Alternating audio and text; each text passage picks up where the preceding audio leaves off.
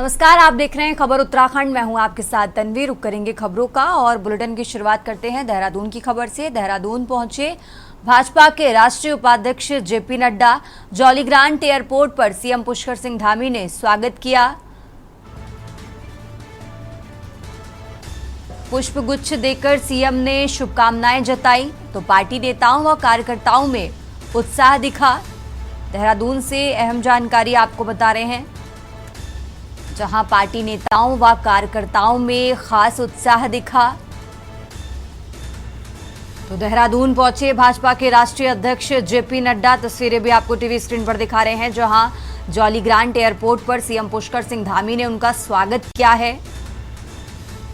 Bouquet देकर CM Dhami ने शुभकामनाएं जताई और ये तस्वीरें आपके टीवी स्क्रीन पर, जहां पार्टी नेताओं व कार्यकर्ताओं में खास उत्साह दिखा। तो देहरादून पहुंचे हैं भाजपा के राष्ट्रीय अध्यक्ष जेपी नड्डा।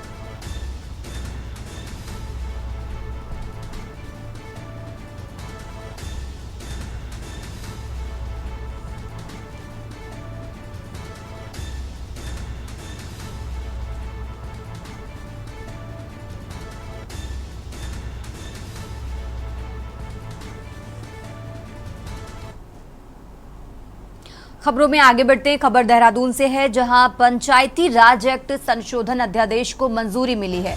अध्यादेश को राजभवन से मंजूरी मिली। सरकार ने नोटिफिकेशन जारी किया है। त्रिस्तरीय पंचायत चुनाव का रास्ता अब साफ हो गया है।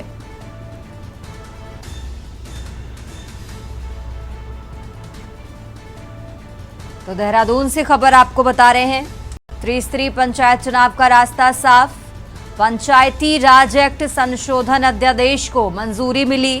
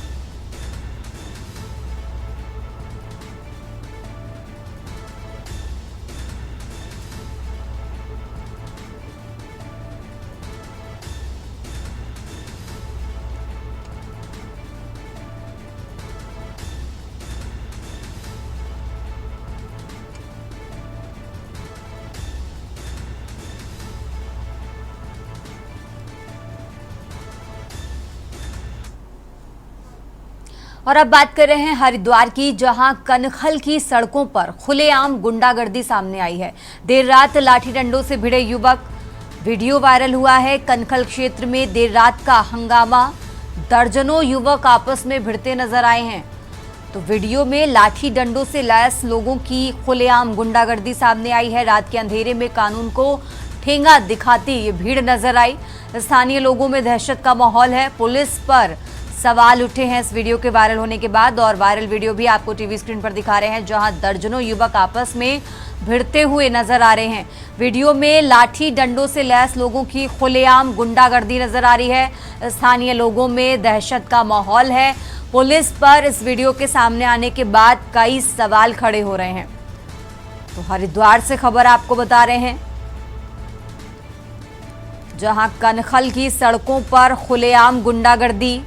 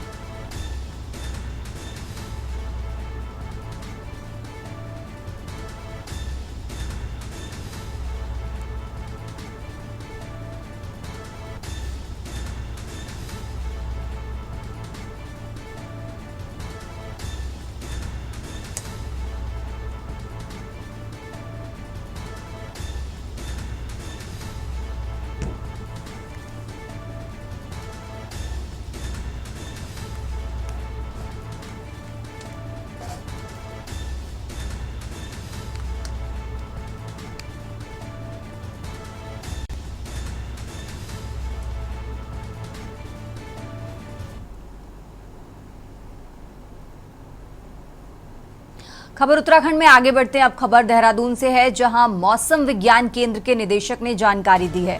उत्तराखंड में 25 जून तक मानसून पहुंचेगा। 27 मई तक केरल में मानसून पहुंचेगा। इस बार मानसून सामान्य रहने की उम्मीद जताई गई है। देहरादून से खबर आपको बता रहे हैं, इस बार मानसून सामान्य रहने की उम्मीद जताई गई। मौसम विज्ञान केंद्र के निदेशक ने ये जानकारी दी है। देहरादून से खबर आपको बता रहे हैं, जहां उत्तराखंड में 25 जून तक मानसून पहुंचेगा। और इसी के साथ आपको बता दें, 27 मई तक केरल में मानसून पहुंचेगा। तो इस बार मानसून सामान्य रहने की उम्मीद जताई गई है।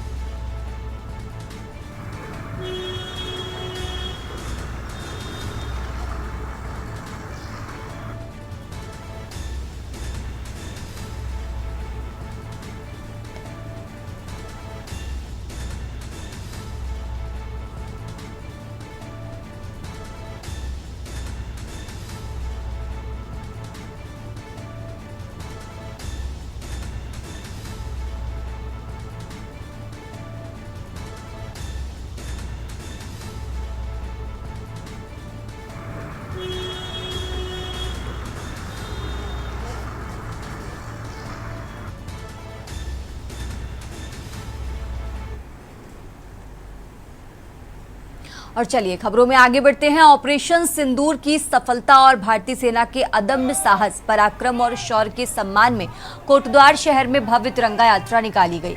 इस यात्रा में गढ़वाल सांसद अनिल बनूनी, विधानसभा अध्यक्ष ऋतुभूषण खंडूड़ी सहित बड़ी संख्या में लोगों ने हिस्सा लिया। नजीबाबाद रोड से शुरू हुई ये भव्य तिरंगा यात्रा मालवीय उद्यान में संपन्न हुई।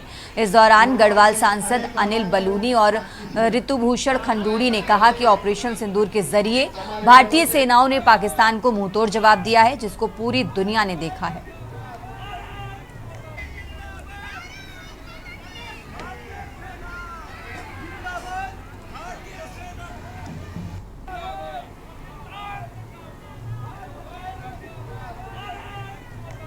राजनीतिक कार्यकर्ता या कोई विचारधारा से संबंधित नहीं, सब लोग मिलके अक्रॉस द पार्टी लाइन सब लोग मिलके तिरंगा यात्राओं में शामिल हो रहे हैं। भारतीय सेना जिनके पराक्रम से पाकिस्तान ने जिस तरीके से घुटने टेके, उनको सब आभार करने के लिए उन सबको प्रणाम करने के लिए और अपनी कृतज्ञता प्रकट करने के लिए सारे देश भर में इस तरह की यात्रा हो रही है। और ऐसा समाचार सब जगह मैं देख रहा हूँ कि आने वाले समय में ये यात्रा जिलों से निकल के विधानसभा स्तर पे, छोटे छोटे ग्रामों में, कस्बों में, सब जगह होने वाली है। जी, आज आपने देखा हमारी कोटद्वार की इस धरती पर, पवित्र धरती पर, सिद्ध बली बाबा की धरती पर आज बहुत ही भव्य तिरंगा यात्रा निकली और ये जो यात्रा थी हमारे सैनिकों के सम्मान में थी। और मुझे अत्यंत खुशी इस बात की है कि लोग, सामाजिक लोग सारे के सारे इस यात्रा के साथ जुड़े और एक बहुत ही भव्य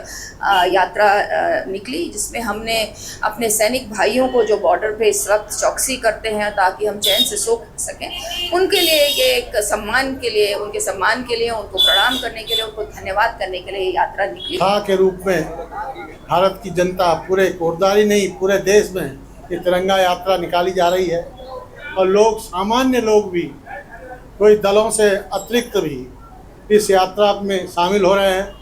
आपने देखा होगा आज कोटद्वार के शहर में पूरे सड़कों पर हजूम था, हजारों लोग थे। तो ये सेना का सम्मान है, देश का सम्मान है। चारधाम यात्रा को लेकर नारसन बॉर्डर पर संयुक्त परिवहन आयुक्त एसके सिंह व आरटीओ देहरादून संदीप सैनी ने ग्रीन कार्ड सेंटर पर सभी व्यवस्थाओं का जायजा लिया। साथ ही नारसन बॉर्डर पर बने यात्रा पंजीकरण केंद्र का निरीक्षण भी किया। एसके सिंह ने कहा कि उत्तराखंड में चारधाम यात्रा पर आने वाले सभी यात्रियों का स्वागत है। वो यात्रा संबंधित सभी व्यवस्थाएं दुरुस्त कर ली गई हैं। चारधाम यात्रा को सुविधाजनक बनाने के लिए तमाम प्रयास किए जा रहे हैं, जिससे किसी भी यात्री को कोई परेशानी ना हो।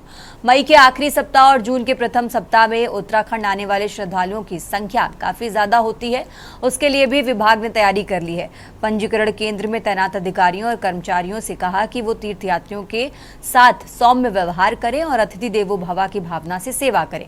उन्होंने कहा कि श्रद्धालुओं को पंजीकरण प्रक्रिया में किसी भी प्रकार की असुविधा नहीं होनी चाहिए।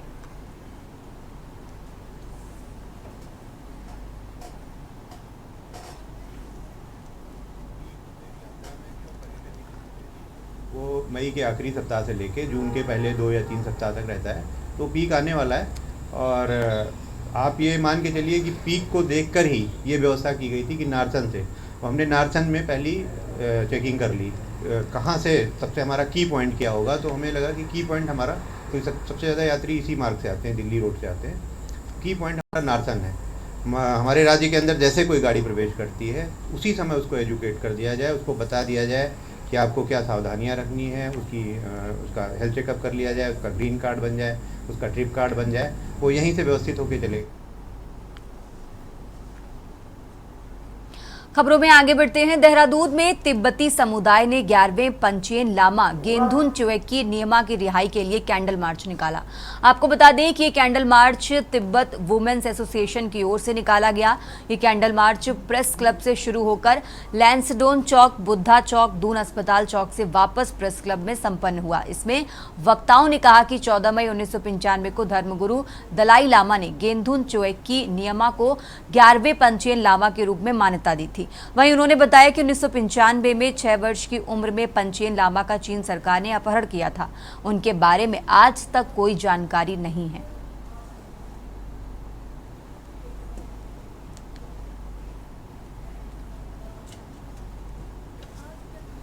तिब्बतियों के लिए बहुत दुख का दिन है, क्योंकि आज ही के दिन, आज से 20 साल पहले, एक 6 साल का, मात्र 6 साल के बच्चे को पंचेन लामा के उपाधि पाने के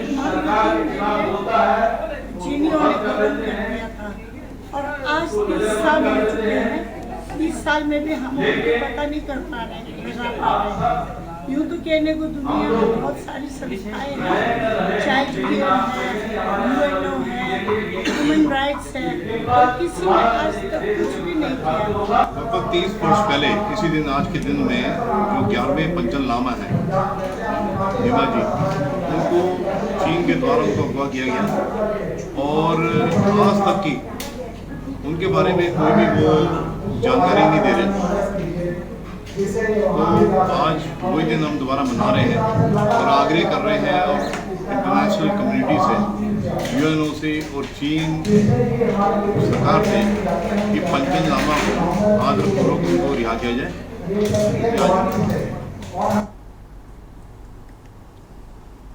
यहाँ रुकते हैं एक छोटे से ब्रेक के लिए, फौरन हाजिर होते हैं। आप देख रहे हैं के न्यूज खबरों का। ब्रेक से वापस आ चुके हैं, रुक करते हैं खबरों का। नैनीताल में आज तिब्बती समुदाय के लोगों ने चीन द्वारा 11वें पंचेन लामा की जबरन बंदी बनाए जाने को लेकर अपने प्रतिष्ठान बंद कर तिब्बती मार्केट में चीन के खिलाफ प्रदर्शन किया। तिब्बती समुदाय के लोगों ने दलाई लामा की रिहाई व कुशलता की प्रार्थना करते हुए भारत सरकार सहित विश्व समुदाय से दलाई लामा व तिब्बत को चीन के चंगुल से मुक्त कराने की मांग की है। तिब्बती युवा संगठन के अध्यक्ष टेंजिंग जिग्मे का कहना है कि पंचेन लामा को 30 साल पहले जब वो 6 साल के थे तब उन्हें चीनी सरकार द्वारा जबरन अपहरण कर बंदी बना लिया गया था, जिसके बाद से आज तक उनका कोई अता पता नहीं है और ना ही वे किसी को नजर आए हैं। जबकि चीनी सरकार का कहना है कि वे जिंदा हैं और किसी से नहीं मिलना चाहते। तिब्बती समुदाय का कहना है कि अगर वे जिंदा हैं तो चीनी सरकार पंचेन लामा को रिहा करे और उन्हें दुनिया के सामने लाए।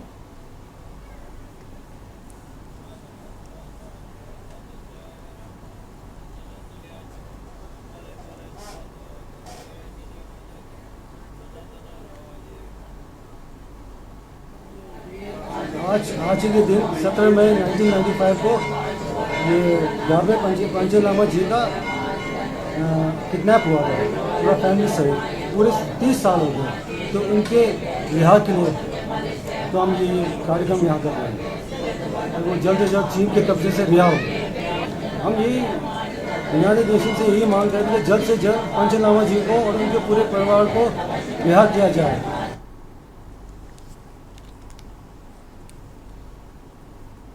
खबरों में आगे बढ़ते हैं। उत्तराखंड धामी मंत्रिमंडल की बैठक में कई महत्वपूर्ण फैसले लिए गए। कैबिनेट में महिलाओं से जुड़े फैसले में मुख्यमंत्री एकल महिला स्वरोजगार योजना को मंजूरी मिल गई। बतौर भाजपा प्रदेश प्रवक्ता कमलेश शर्मा ने कहा कि प्रदेश की अविवाहिता, विकलांग, तलाकशुदा एकल महिलाओं को इस योजना के दायरे में लाया गया है।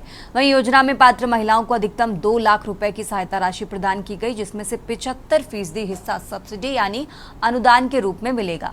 लाभार्थियों को सिर्फ 25% हिस्सा ही व्यवसाय में अपने पास से लगाना होगा।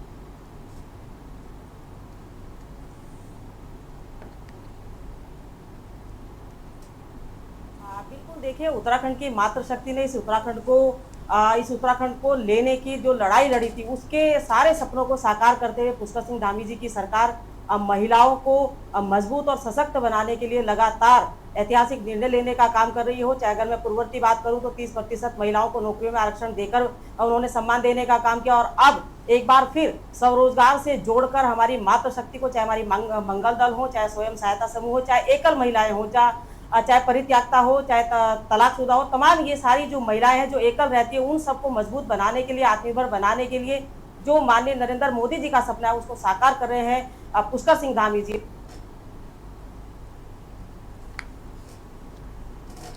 बढ़ते आगे खबरों में। रामनगर में कोसी नदी के बंजारी प्रथम गेट को बंद किए जाने के विरोध में खनन कारोबार से जुड़े दर्जनों लोगों ने पूर्व ब्लॉक प्रमुख संजय नेगी के नेतृत्व में तराई पश्चिमी वन विभाग के डीएफओ प्रकाश चंद आर घेराव करते हुए बंद गेट को शीघ्र खोले जाने की मांग की। पूर्व ब्लॉक प्रमुख संजय नेगी ने बताया कि कोसी नदी के बंजारी प्रथम गेट वन विभाग द्वारा 8 मई को बंद कर दिया गया था, जिससे इस गेट में पंजीकृत ट्रांसपोर्टर एवं खनन कारोबारियों के आगे रोजी रोटी का संकट गहराने लगा।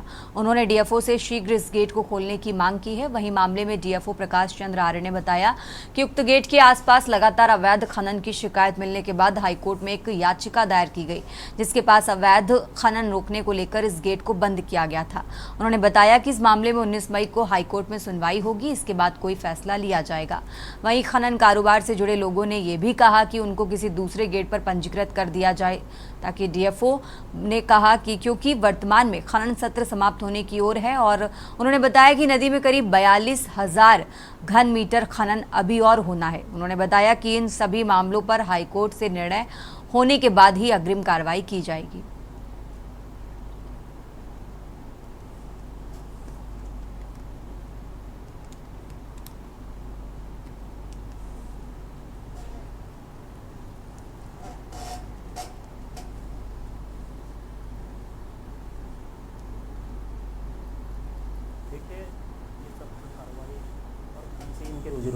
चलती है। बिना कारण से बंजारी प्रथम गेट बंद कर दिया गया है, जिसको लेकर आज हम सारे लोग यहाँ पर ट्रांसपोर्टरों के साथ डीओ साहब से मिलने आए थे कि आखिर कारण बताइए कि आपने ये गेट क्यों बंद किया है। तो उनका कहना है कि एक PIL जो है हाई कोर्ट में पड़ी है, जिसकी सुनवाई 19 तारीख को है, और 19 तारीख के बाद हम इस पर कोई ना कोई डिसीजन करेंगे। हमने उनसे कहा कि कोई विकल्प के तौर पे किसी दूसरे गेट पे इनका रजिस्ट्रेशन कर दीजिए, तो इसमें डीओ साहब ने हामी भरी है। यदि 19 तारीख के बाद गेट नहीं खोला गया तो हम जनता के साथ मिलकर, ट्रांसपोर्ट के साथ मिलकर आंदोलन करेंगे। देखिए, एक PIL हुई है हाई कोर्ट में, माननीय उच्च न्यायालय में PIL हुई है, तो उसमें ये कहा गया कि अवैध खनन हो रहा है। तो उसी को देखते हुए हमने, क्योंकि PIL हुई है तो उसका जवाब हमको देना था, तो हमने उसके जवाब बनाने के लिए जो हम लोग तैयारी कर रहे थे, उसके क्रम में हमने नीचे वाला गेट जो है बंद कर दिए थे, जहाँ पे कि कहा जा रहा था यहाँ अवैध खनन हो रहा। तो वो गेट बंद कर दिए हैं। और माननीय न्यायालय में PIL की सुनवाई 19 तारीख को है। 19 तारीख को जो भी वहाँ पर निर्णय जो होगा उसके हिसाब से आगे फिर तब डिसाइड किया जाएगा।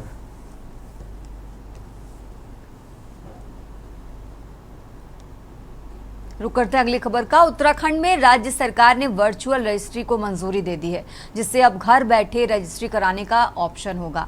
इसका विरोध देहरादून बार एसोसिएशन ने किया, जिसके चलते देहरादून बार एसोसिएशन में वकीलों द्वारा सभी कामकाज ठप रखे गए और सभी ने हड़ताल का ऐलान कर दिया। वहीं देहरादून बार एसोसिएशन के अध्यक्ष मनमोहन कांडपाल ने बताया कि बार एसोसिएशन पहले भारतीय सेना के सम्मान में तिरंगा यात्रा निकालने कार्यक्रम आयोजित था, लेकिन जैसे ही वर्चुअल रजिस्ट्री को मंजूरी दी गई तो सभी ने हड़ताल का ऐलान कर दिया।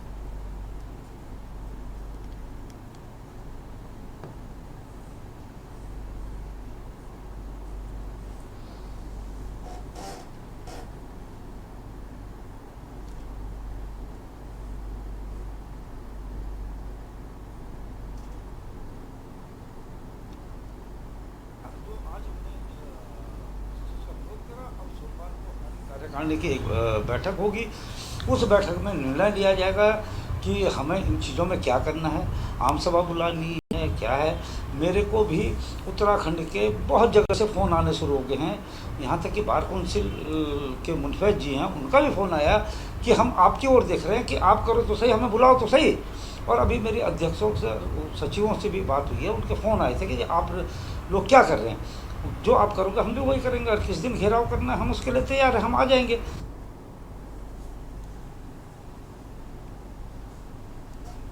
खबरों में आगे बढ़ते हैं। टिहरी जिलाधिकारी मयूर दीक्षित को ग्राम केमवाल गांव राजस्व उप निरीक्षक क्षेत्र रानी चौरी पहुंचे, जहां उनकी उपस्थिति में गेहूं की फसल की क्रॉप कटिंग की गई।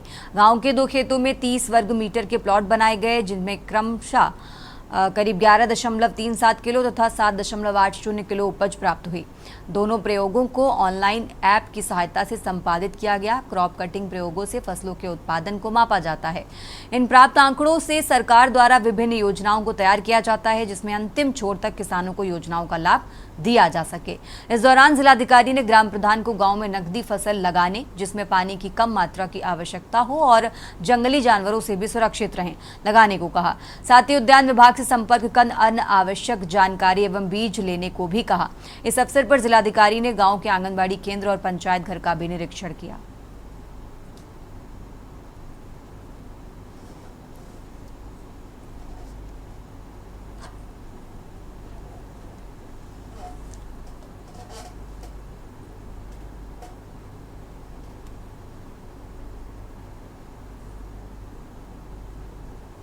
क्रॉप कटिंग का जो आज हमने डेमोन्स्ट्रेशन किया था, उसमें एक तो मेजरमेंट किया गया है कितना यहाँ पर उपज है। इसके अतिरिक्त यहाँ पर जो हमारे ग्राम प्रधान है, उनके द्वारा कुछ समस्याएं बताई गई हैं, जिसमें सड़क एक मुख्य समस्या है इनकी, जिसकी स्थिति अभी खराब है। कुछ टीचर्स की कमी है और स्कूल की बिल्डिंग में भी कुछ काम है। साथ ही यहाँ पर जो हमने खेत देखे, उसमें और क्या कृषि उत्पादन यहाँ पर बढ़ाया जा सकता है, जिससे कि किसानों की आय हो।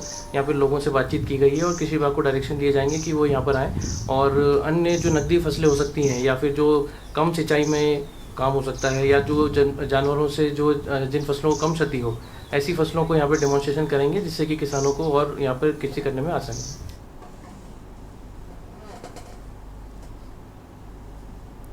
उत्तराखंडी खबरों में फिलहाल इतना ही। आप देखते रहिए के न्यूज़ इंडिया।